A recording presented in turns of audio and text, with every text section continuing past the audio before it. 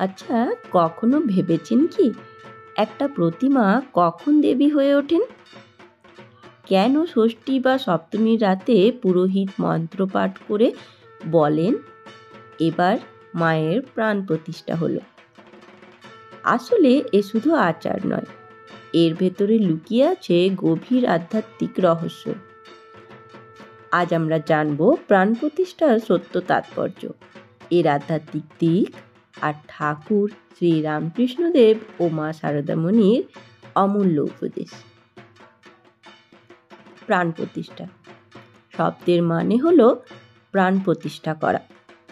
মাটির প্রতিমা তখনও কেবল মাটি আর রং, কিন্তু যখন মন্ত্র উচ্চারণ ও সাধনার মাধ্যমে পুরোহিত দেবীর মধ্যে প্রাণ প্রতিষ্ঠা করেন, তখন সেই প্রতিমাই ভক্তদের কাছে জীবন্ত দেবী হয়ে ওঠেন।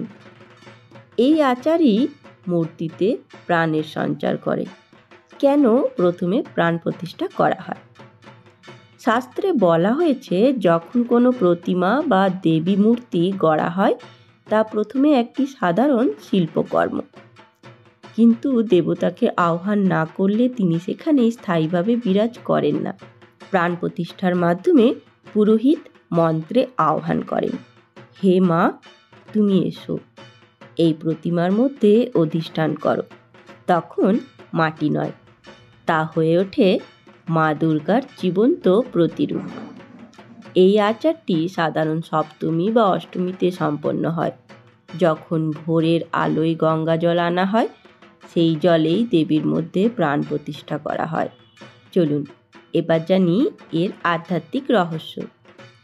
আধ্যাত্মিক দৃষ্টিতে এর মানে আরও গভীর।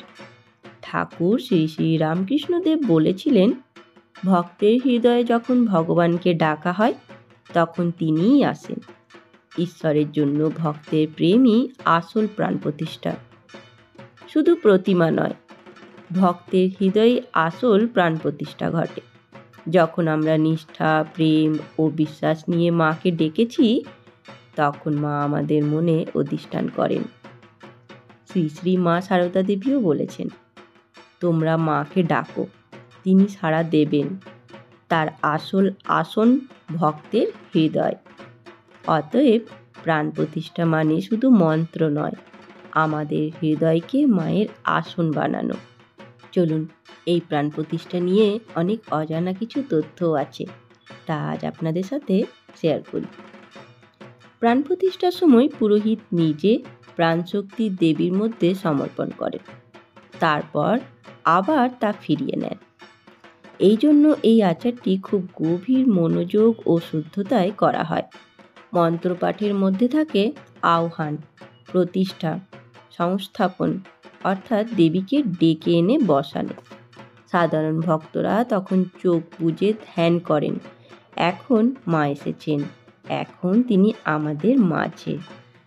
এই প্রাণ প্রতিষ্ঠার শিক্ষা আমাদের জীবনে কিভাবে প্রযোজ্য? প্রতিদিন আমাদের মনে রাগ, দুঃখ, লোভ, মোহ ভরে থাকে। যদি আমরা প্রতিদিন সকাল সন্ধ্যা ভগবানের নাম ডেকে হৃদয়কে শুদ্ধ করি, তবে সেখানেই ঘটবে আসল প্রাণ প্রতিষ্ঠা। ঠাকুর বলতেন, ভক্তের প্রেমের টানে ঈশ্বরকে আসতেই হয়।